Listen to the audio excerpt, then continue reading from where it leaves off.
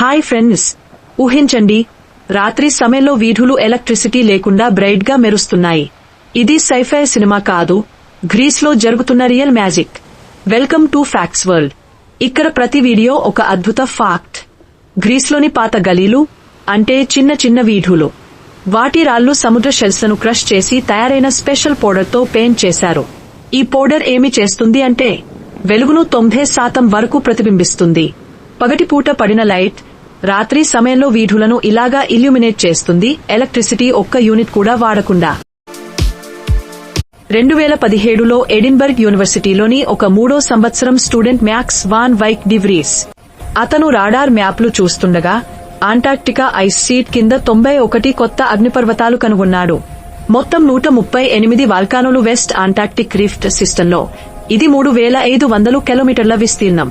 అతిపెద్దది 3850 మీటర్ల ఎత్తు. ఇది జపాన్ ఫూజీ మౌంట్ లాంటిది.